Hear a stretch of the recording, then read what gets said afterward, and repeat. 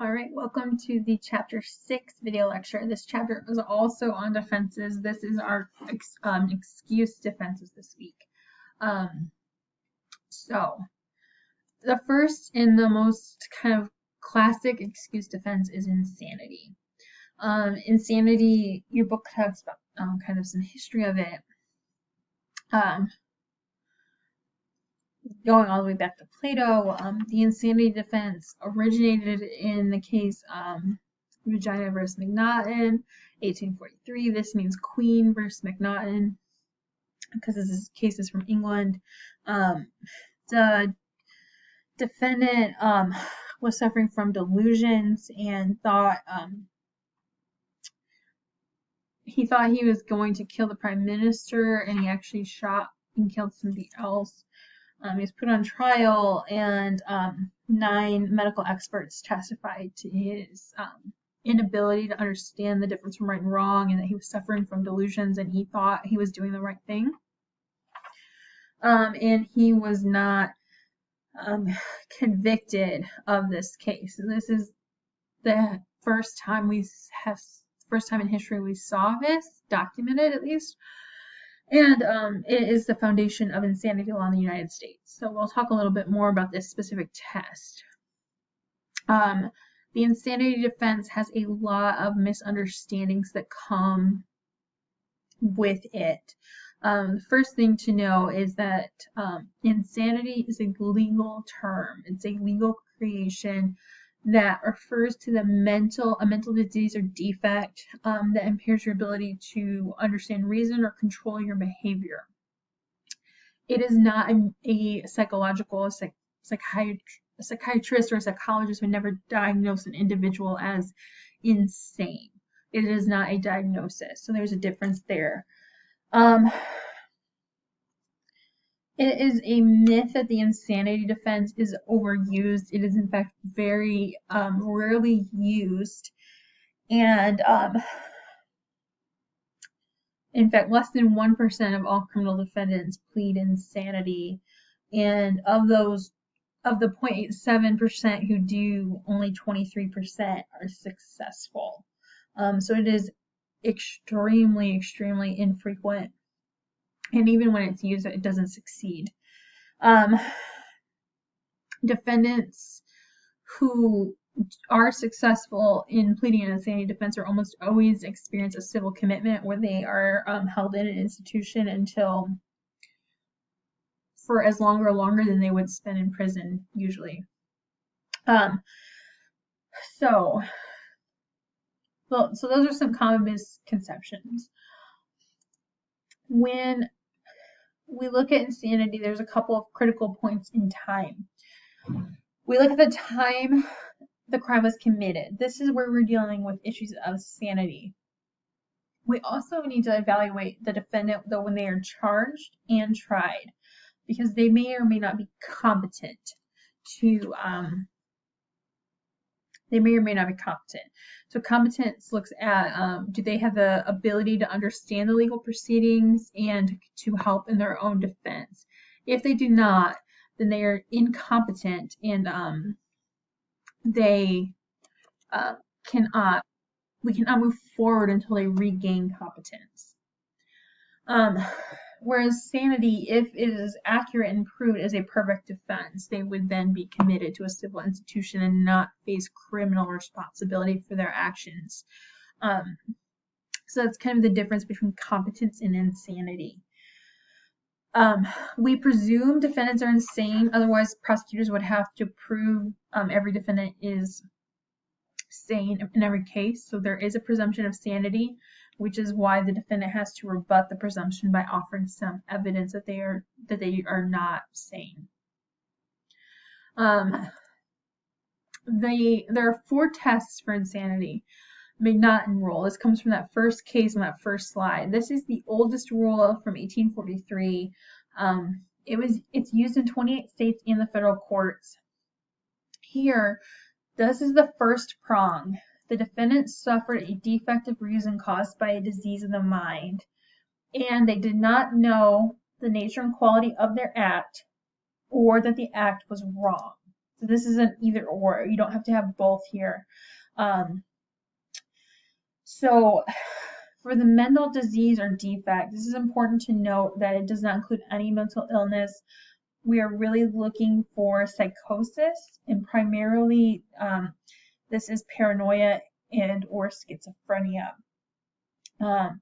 It does not include personality disorders or antisocial conduct. A mental defect looks at an intellectual disability or severe brain damage that impairs your ability to understand your actions. So let's, I guess, talk about the first case in this book,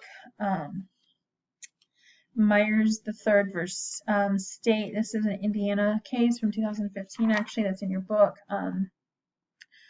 Myers was diagnosed with paranoid schizophrenia. He was treated at hospitals for a long time. He eventually is prescribed a bunch of antipsychotic medications. In 2004, he was living with his mother. He was walking. His mother noticed that he'd started not taking his medications, and he started experiencing problems, and she contacted centers.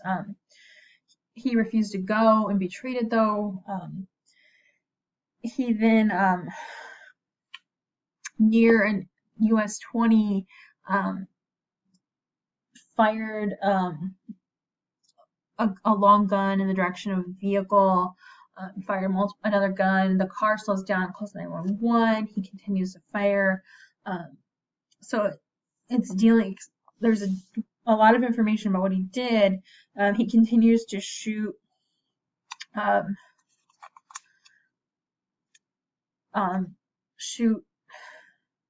multiple vehicles, including a police cruiser, and he was convicted of attempted murder here. He pleaded not guilty by reason of insanity, and the court here affirms the verdict. They affirm that he is not guilty but mentally ill, NGMI. So, and there's a really great history of the case. And so the court concludes that there was sufficient evidence for a jury to find that the defendant was not able to appreciate the wrongfulness of his conduct. Again, so a nice example and a really nice walkthrough of the McNaughton standard. Now, the next test is the irresistible impulse test. This is the rule in a minority of states. It used to be more common, but it has gone by the wayside. So this is the idea that we cannot blame or deter people who, because of a mental disease or defect, know what they're doing is wrong, but cannot bring their actions into line with their knowledge of the right and wrong. So before, the McNaughton test is like, do you know what you're doing is right or wrong? Here we're saying you can understand that what you're doing is wrong, but still not be able to control your behavior due to your mental defect or disease.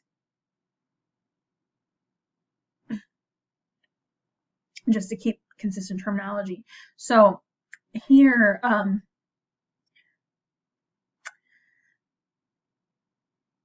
we look at the conduct and the ability to control.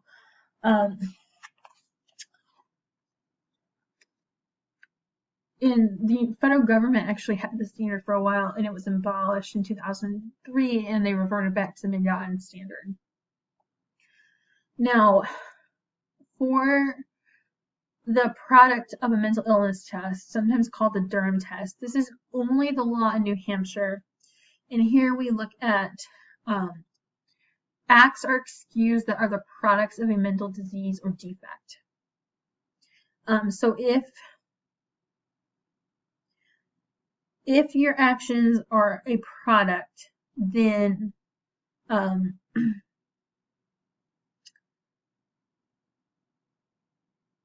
then your action is excused. You cannot be criminally liable.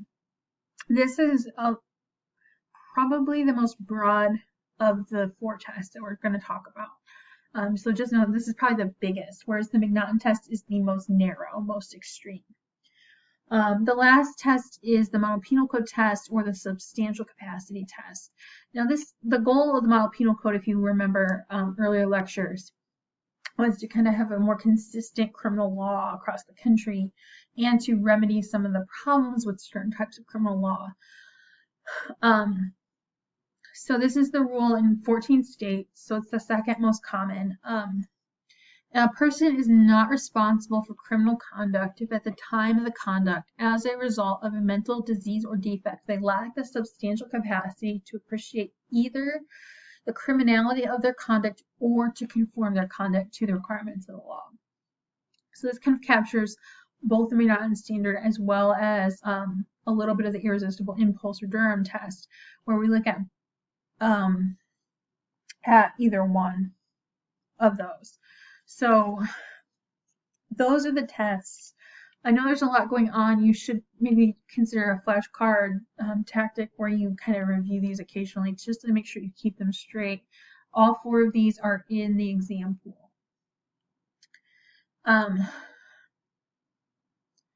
So the model penal code, they can have some capacity, emotional components are required, and they change the phrasing a little bit. So that's kind of the foundation for insanity. There's your book notes. The next excuse defense is diminished capacity. This is more a failure-proof defense than its own defense. Here, the defendant is incapable of forming the intent, so essentially mens rea cannot be established. We're going to move forward to the excuse of age, though. This originated in the common law. Today we have a lot of different types of statutes that handle this. We have state statutes that say under a certain age you cannot be criminally liable. We have other statutes that say juvenile courts have exclusive jurisdiction of all cases up to either a certain age or exceptions for serious offenses. And we have other states that have juvenile court jurisdiction that is not exclusive. But we'll take a moment to think about the common law for a second. Under the age of 7, children have no criminal capacity under the common law. Between ages of 7 to 14, there was a presumption that there was no capacity, but a prosecutor could rebut or overcome that presumption by showing this specific child has the capacity and they understood what they were doing and they know better. And then children 14 or older were presumed to have the same capacity as adults. So with juvenile courts and things, we see that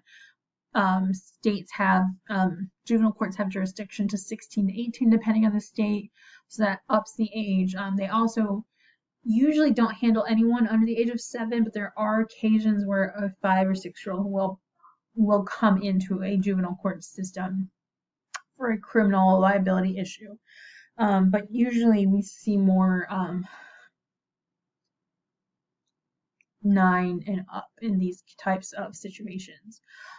Juveniles can be waived into adult criminal court if they're a certain age or they commit a certain type of crime. The juvenile court gives up their jurisdiction and sends the child to adult criminal court. Judicial waivers can also happen. A juvenile court judge can decide to send it, or a prosecutor can decide, or sometimes we have statutory liability that just says someone who's 14 or older who commits a homicide is tried in adult court. So the types of waivers, judicial is by far the most common. Prosecutorial is when the prosecutor decides to send it, and legislative is where the state law dictates which cases are heard where. Your book has a really great example of a 7-year-old or 8-year-old who committed a burglary, and whether or not he was responsible, and they look at why.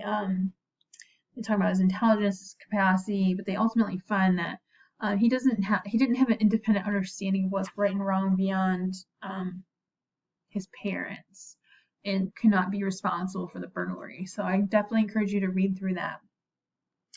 we're going to shift focus to our next excuse, which is duress.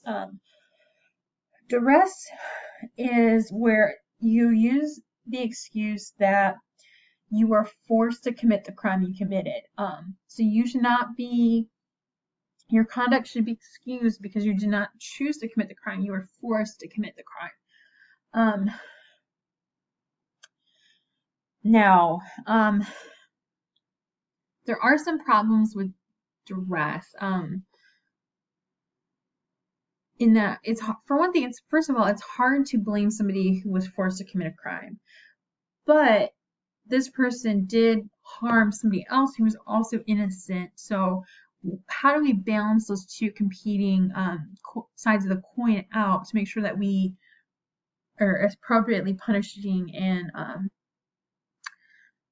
society is treated fairly? Because we certainly don't want people regularly being forced to commit crimes who are then going out and hurting even more innocent people. Duress has a few elements. The first is the nature of the threat.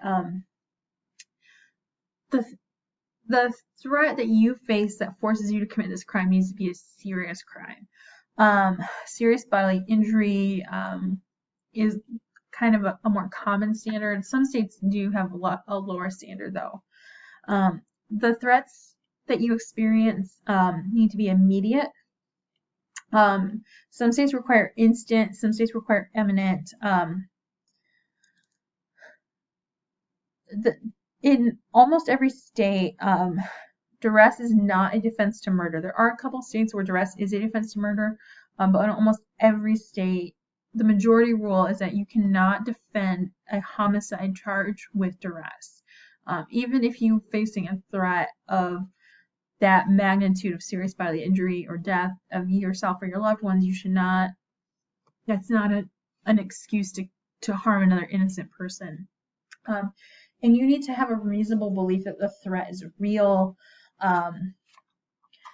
Duress is not as clear-cut as some of these other. There is a decent amount of variation in all these standards between the states. Your book has 3 different examples to show just how that they're different. But that's duress. There are a few cases that look at someone was forced to traffic drugs into the United States under the duress of their family, and they were able to successfully establish that their family was being surveilled with weapons, and that if they didn't get on the plane, that it was reasonable to assume with the drugs that it was reasonable to assume their wife and child would die, and they were able to successfully establish a duress defense to the prosecution of drug trafficking. So it is a defense that exists, and it's important to understand and kind of work through a little bit. Our next excuse is the defense of intoxication. To understand this, we have to talk about different types of intoxication. First is voluntary intoxication. This is where you choose to consume, right? And voluntary intoxication is not a criminal defense. If you choose to consume, that is just not an excuse for criminal liability. This is an example of a code. Does not constitute and is not a defense for any criminal act or state of mind. Now, involuntary intoxication is an excuse to criminal liability in all states. This is where you did not know you were consuming an intoxicant or you were forced to consume an intoxicant. So you became involuntarily intoxicated because you were forced or tricked into the state. This is not just for alcohol. This includes cocaine, heroin, methamphetamines, other drugs. The classic case, this case comes from People v. Penman in 1915. A man was at a party with his friend. He asked if he had any breath mints, and he said sure. He handed him like a tin that had what looked like breath mints in it. They were actually cocaine pills, cocaine tablets, and while under the influence of the cocaine, the person, Penman, he committed a homicide, and he was excused under this defense of involuntary intoxication. He had no idea he took cocaine. He was tricked into taking it by being told it was a breath mint. So that's the type of situation that these types of cases often look like. Some of them look like more forced consumption.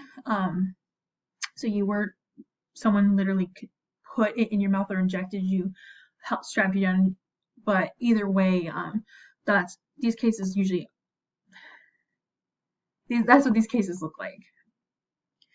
They're not that you chose to consume alcohol or drugs at a party.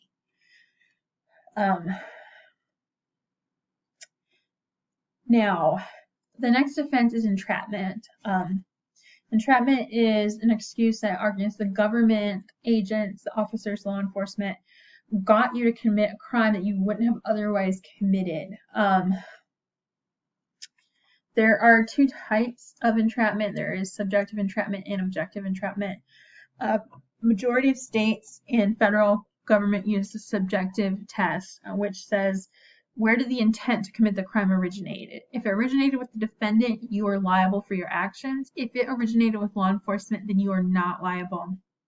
And then there is also an objective test. Your book has an example of Oliver River State, where the person was entrapped by the government. Somebody saw somebody sleeping in a park who they suspected were homeless. They tried to wake them up and get removed so they wouldn't be arrested. Kept trying. They see $5 and they take it. And that was found to be entrapment. The person was trying to help, and they were kind of tricked into taking the money. The intent of taking the money when you have like $5 hanging out of somebody's pocket that way is started with law enforcement. Now, government can prove that the defendant has a disposition to commit these types of crimes by showing convictions, and expertise or readiness. So this is a really difficult standard to meet. Objective entrapment is that the intent originated with the government and their actions would tempt an ordinarily law-abiding person to commit the crime. If so, then the court should dismiss the case. The last part of your book briefly covers a few different types of syndrome defenses.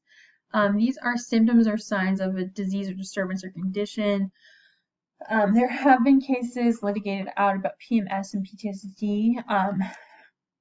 It's very hard to succeed with this type of defense, but they do exist, and they are an excuse if they're successful.